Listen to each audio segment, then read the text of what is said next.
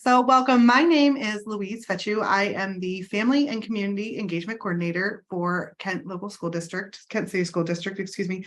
And today we are doing a community update with a focus on literacy and what's going on with our schools. So we do have the pleasure of having our Director of Instructional Program here with you to share about our literacy programs in our school, Miss Karen Rumley.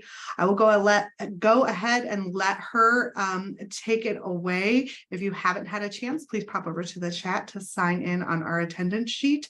All of this information will be sent out after today's webinar. It will also be uploaded to our YouTube channel for later viewing and sharing. So without further ado, I will let Karen take it away. And we also have our instructional coaching team that will be supporting us today. So thank you. Great. Thanks so much, Louise. And thank you so much for joining us today.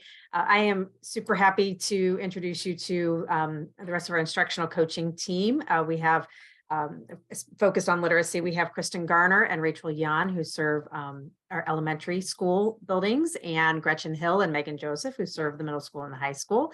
And we have our continuous improvement specialist, Jenna Middleton, joining us today. And so they're going to be on hand to help explain a little bit about what we've been doing in literacy and to answer questions as they come up. So thank you so much. Yeah, we've really done a bit of an overhaul of our literacy model, our approach to helping students learn how to read as well as write over the last several years. And it's really beginning about in 2018, we really started embracing what now people are understanding as the science of reading, but did a lot of learning, especially from these folks who have this team right here has really brought a lot of learning to our district, a lot of learning to me, and we've just been installing programs and processes that we know are having an effect on our students. We received a grant back in 2020 called the Comprehensive Literacy State Development Grant from the state of Ohio that also gave us some flexibility, some funding, especially to be able to accelerate our teacher learning as well as to put some of these resources into place. So that's been a real benefit. We're in year 3 of 4 of that grant. So we thought rather than a slide presentation, we would take a look at the literacy information that's available on the website and on a couple of the links. With everything that I'm going to show you, there's a lot of depth. So we're going to keep this pretty high level and focus mostly on what you might be seeing in your children's schools. And then, certainly we're available for more questions or conversation at another time as well. So I am going to take you, first I'm going to share my screen because if I just go to the website myself, that's not going to help. But I am going to share my screen and take you to the Literacy in Kent Schools webpage.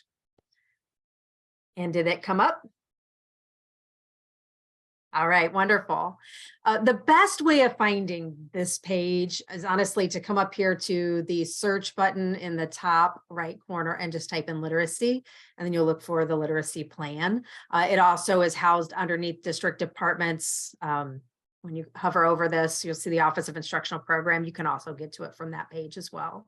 But this just describes basically what we've been doing with literacy in the Kent City schools, and beginning with our vision.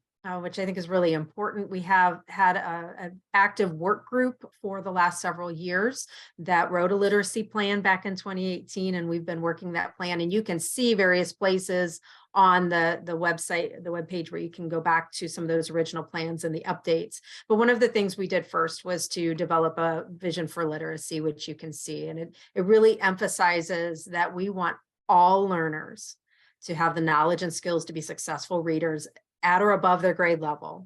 We want them to be able to access information independently. We want them to be critical and creative thinkers. We want them to be collaborative communicators and problem solvers in this world that's changing by the minute. If you were in the lunch and learn the other day with internet safety, you know what I'm talking about. But the focus here is on all learners. And so we've really been focusing so much on how do we make sure that students, regardless of prior schooling, prior experiences, outside experiences are having the instruction that they need to be successful. So with this, we developed these 4 commitments that you see here, which are pretty encompassing, and includes using what's called the simple view of reading that drives all of our discussion, all of our focus for the processes we're putting in place, the materials that we're acquiring, the coaching that our coaches do with our teachers to make sure that they're learning how to best meet our students' needs.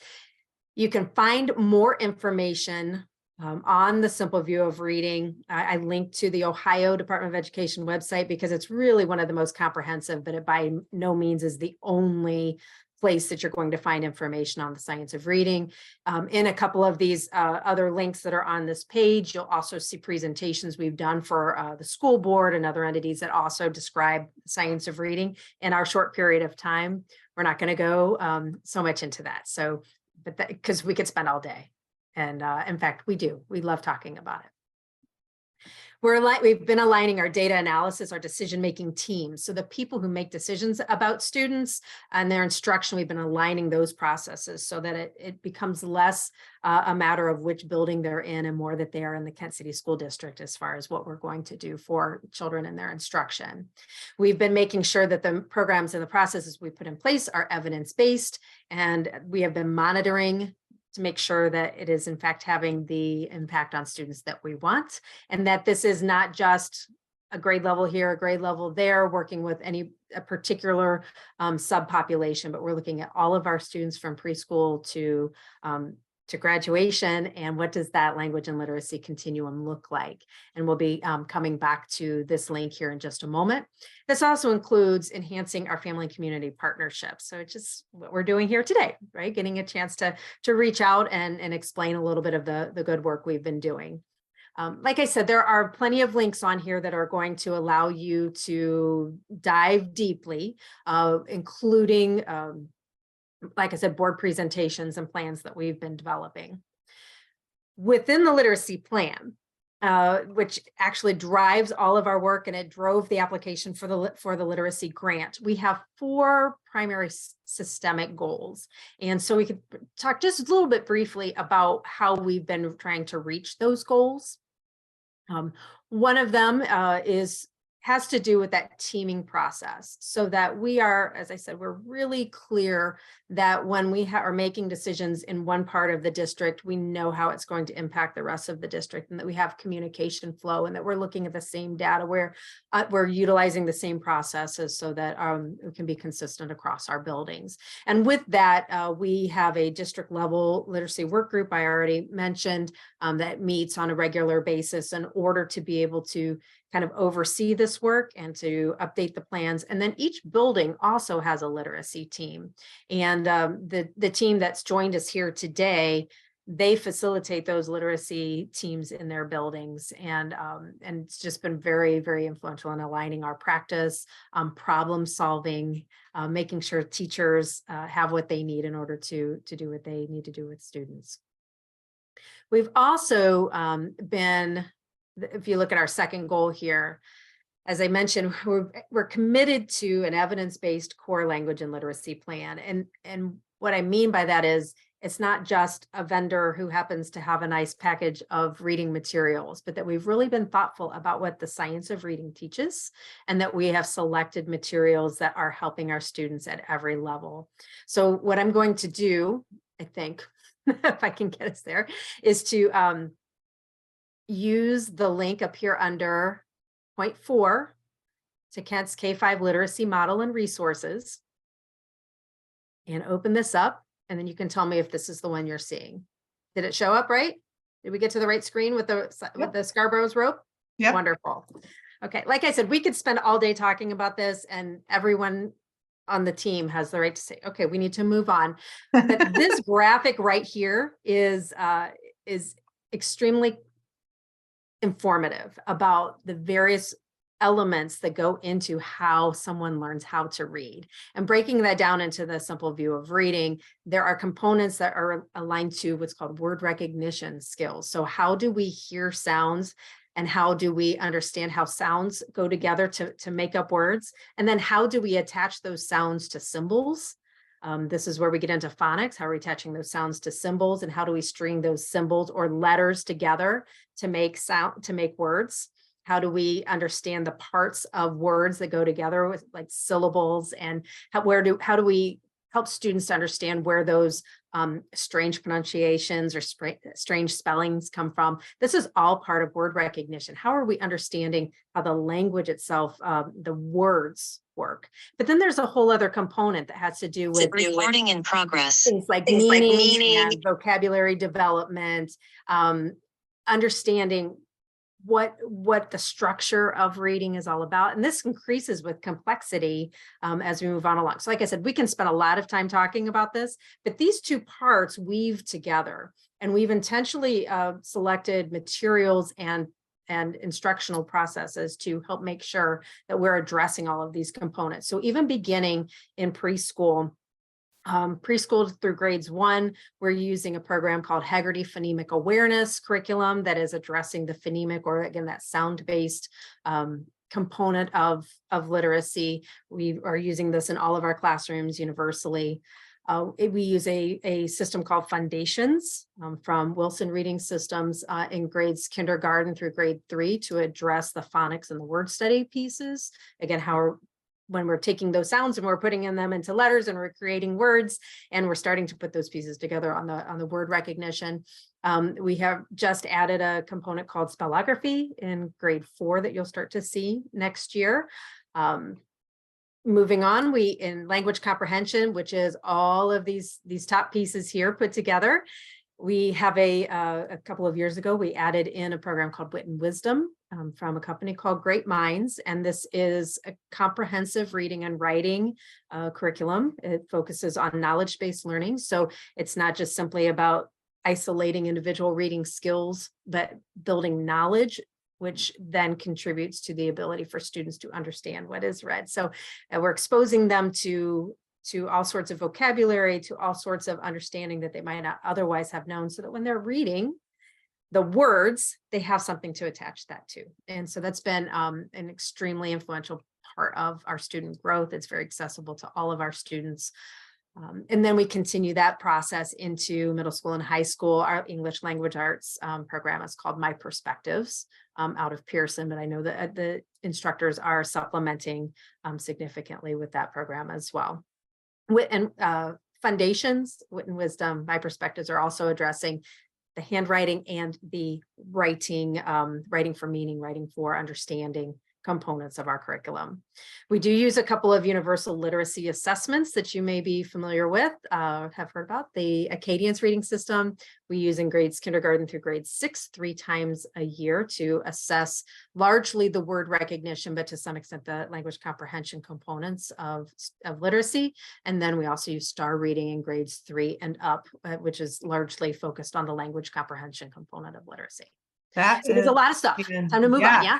So much stuff there. That is a fantastic overview of the curriculums and the testing that we're using in the schools and kind of what each of those represents. We did have a question pop up in the chat, so I'm going to go ahead and throw that at you real quick. So when we reference evidence-based, what criteria are you using to measure that evidence, and what are you specifically looking at? So if you could just expand a little bit when you talk about evidence-based practices.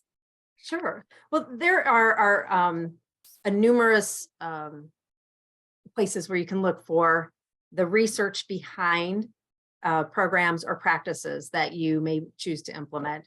One of which may be very familiar to people, called the What Works Clearinghouse. But there are other resources as well. The state of Ohio, if you're not familiar with this, has also been strongly focused on the science of reading and how are we instructing in these reading practices. So there's a significant body of research to say that when we are implementing the Haggerty Phonemic Awareness curriculum, we know that it has been proven to have the effects on students that are desired. And so we can find that in numerous places. And we're happy to share those pieces along the way. Does that help? Is that kind of answering? Thank you. Yes, thank you. So if anybody else has questions, feel free to, you can either raise your hand and we can call on you. You can throw your question in the chat and I'll go ahead and read it out. Or you can just unmute yourself. This is pretty informal. This is designed for our families and parents to have a better understanding and to get their questions answered. So as we move on, keep that in mind. If you have something, just feel free to ask or raise your hand or throw it in the chat. Absolutely. And the same thing goes with our interventions. So our goal is to keep improving on our instruction and our alignment so that we are reaching as many students as possible with these core programs that I've been highlighting. We also know that for various reasons, students may not be successful with simply classroom instruction. And so how do we decide what is next and what intervention processes we might use? In some cases, it's reinforcement of these curriculums. In some cases, it's something else. In some cases, it's going back to foundational skills that might be a little bit below grade level, but we're doing some catch-up work.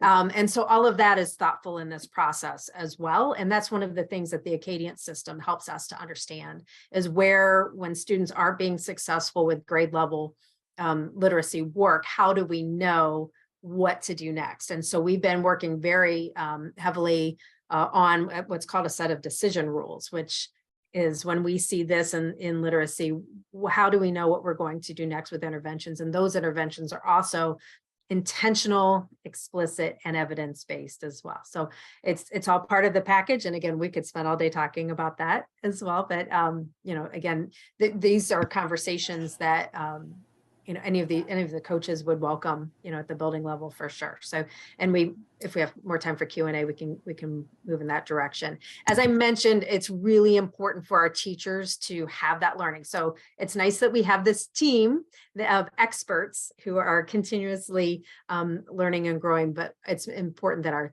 teachers also have that instruction. So we have installed a professional development program called Letters or Language Essentials for Teachers of Reading and Spelling. And I know Kristen wanted to say a couple words about how we're using letters in the district. Hi. So in the district, we, especially K-5, we are focusing on letters professional learning, which stands for Language Essentials for Teachers of Reading and Spelling. So we've kind of implemented that in a variety of ways with volunteers at first and different cohorts. But eventually all of our staff will be trained, including intervention specialists, and have this professional learning that basically, it's not specific to, programs, literacy programs that we might be, using, but it's that, learning and information behind how the brain learns to read, and all of those important components like background knowledge, vocabulary. Karen already mentioned phonemic awareness and phonics. It also includes writing and things like that. So it's been very beneficial for our teachers who have already gone through that learning, and also, very validating to us that a lot of the literacy programs that we have in place are, the right choices, and, what we were saying with evidence-based, that we're on the right step to following that science and that research to how our students learn how to read. Fantastic. Thanks for sharing that. And I love your backdrop. If anybody can see her backdrop, it's the science of reading right there. So as you can see, we have it everywhere. And how reassuring as a parent, especially in our elementary schools, to know that no matter which community school my child's in, we're getting the same standard of education. So that's huge. So thank you for sharing a little bit more about that.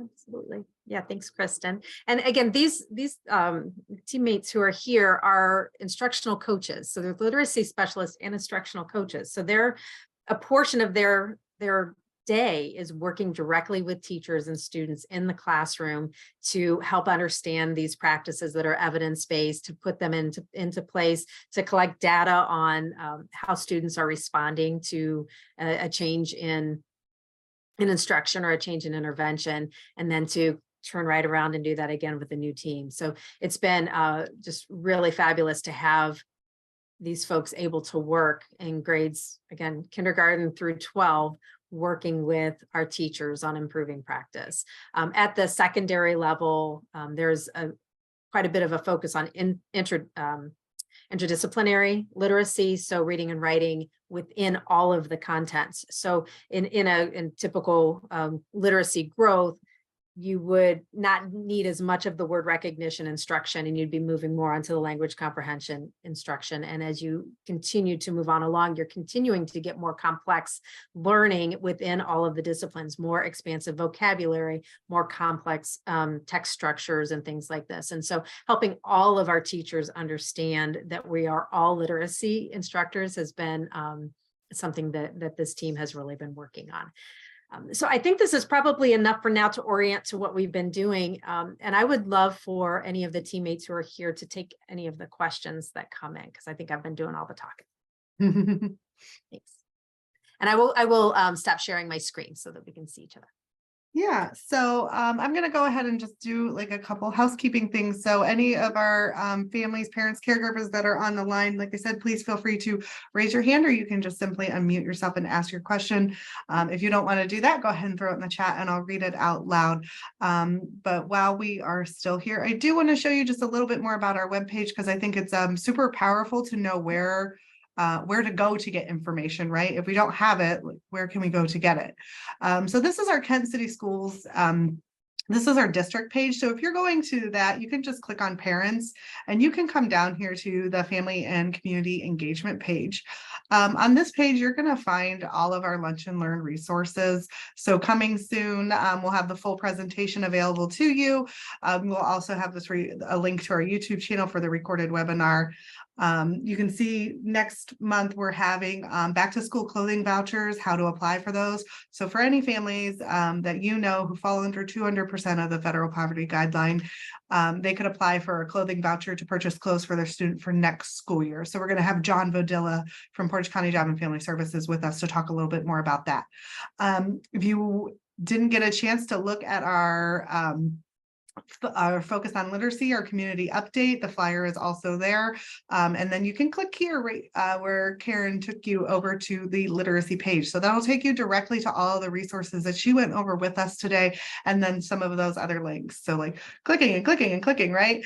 But then it just shows some of the events that are going on in our district with our Purple Star Initiative, our monthly newsletter that goes out, our English language learners. So our website is just a hub of resources and knowledge for parents and families. So be sure to check it out. That's all I had on that. I do not see any hands up or any additional questions at that time. So I'll go ahead and give it a couple more minutes. Our library media specialists also host our Rough Riders Read program through the summer. So you can stay tuned on our webpage for those release dates as well. We do have another question. So I'm going to go ahead and unmute you, Sean. If you want to just ask, feel free. Sure. Yeah. Can you guys hear me? Yep. Thank you. Okay, great. You guys alluded to, collecting some data, evaluating, and then implementing some changes. Could you go into a little bit of detail on how that's collected and sort of what that process looks like? And then additionally, if there's anything that's done sort of, because you have kids that are at all different levels of reading ability, like how is that handled within the system? That's a great question. Like I said, I've been doing most of the talking. I'd love to hear from any of our instructional coaches with any examples that you might have. I can maybe talk about the second part with, if you have multiple children that might be reading at, different grade level kind of, reading at different grade levels. What we, have in place that Karen kind of talked about with our decision rules that addresses, and I'm looking, Number 3, our goal 3, the systemic and explicit evidence-based interventions. So what we have in place is the Acadience reading. It's a screener that students are given in the fall, winter, and spring. So in our decision rules, then, based on how the students score in different, foundational components of literacy, we have different diagnostic assessments in place that we can administer with those students to kind of find out where they might be struggling in the area of literacy, so that then we can better plan interventions, small group instruction, either, by the classroom teacher or a title teacher or, someone else within the buildings who works with students. On top of then the core instruction, the tier 1 instruction that they would still be receiving in the classroom. So it's kind of, a way to just make sure that all students are getting what they need in addition to the learning that's taking place in the classroom. I don't know if that helps, but I think somebody else might have unmuted too, so. Yeah, I think Gretchen was going to add something too. Thank you so much for that explanation though, Kristen. I appreciate that. I was also going to talk about how each of our ELA teachers at the middle school are also gifted providers. Am I saying that right, Karen? Because I know Karen knows. So all of our ELA teachers at the middle school also do a lot of studying about gifted and how to do extensions with all the kids. So they're also able to recognize when a kid needs a little bit of a stretch and work on that stretch with those kids and get them reading higher level text and working at challenging those kids at the other end too. So we not only address those kids who are struggling, but also those kids who need that stretch text and need some deeper thinking and stuff. So that is really nice that our ELA teachers are trained not only in how to handle struggles, but also how to push our higher end kids. Thank you for adding to that. I appreciate that, Gretchen. Thank you so much. We had another, I hope that answers your question, Sean. If not, we are all more than happy to talk literacy all day long with everybody. I am going to move on to the next question though. And if you still have questions from that, please feel free to reach out to me directly and I can connect you with the literacy coach that applies to your school.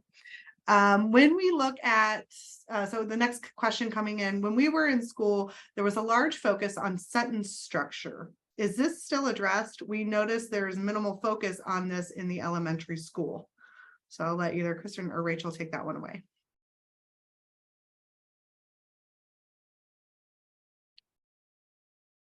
So this one's I can hopefully maybe help with that question.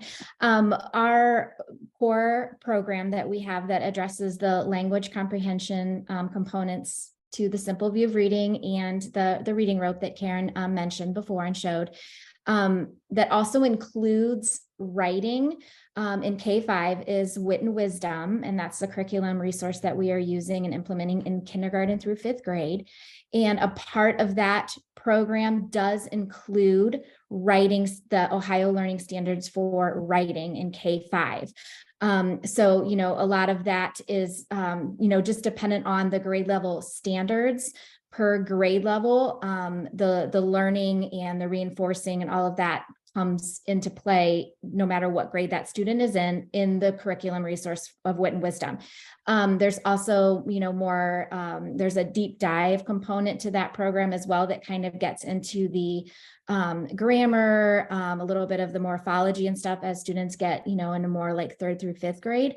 And one thing I want to notice too is that, and I'm not sure if it was talked about yet, but we are in the process too, since this is a newer curriculum, and with COVID, this is really year 2 of this resource. We are in the process of developing curriculum maps to where, we're hoping that, this aligns our curriculum resources across the district and all of the grades so that, if we do need to supplement or add additional resources, to fill certain gaps that a curriculum, because we know that not all curriculums are perfect, right? That we'll all be on the same page with knowing how and what to supplement those pieces. Thank you, Kristen. Thank you for adding that. Rachel, did you want to add anything to that? I saw you unmuted for a second. Or did she go? Yeah, I was going to say basically what Kristen said. I was going to reference specifically to like what grade level the student is in, because a lot of it does depend on the standards. And the expectation for writing will change from writing, dictating in kindergarten, for example, as part of writing standards, till, fourth and fifth grade are going to be writing multi-paragraph texts where sentence structure is highly important, and the standards then will reflect that progression. So that was going to be my only addition to the question. Depending on the grade level, the expectations for writing structure and sentence structure changes over the years. So that was Thank you. Thank you for that addition. That is important to know as our expectations change in the development of our education. And that puts us at time, everybody. So I want to just truly thank everybody for being here today. What a wealth of knowledge we have right here on this Zoom call in regards to the literacy that is happening in our school and all of the work that is going behind it to ensure our students and children's education is where it needs to be. So thank you all for all the work you do. Thank you for joining us today. And thank you to our families and parents who were on the call. I know if you do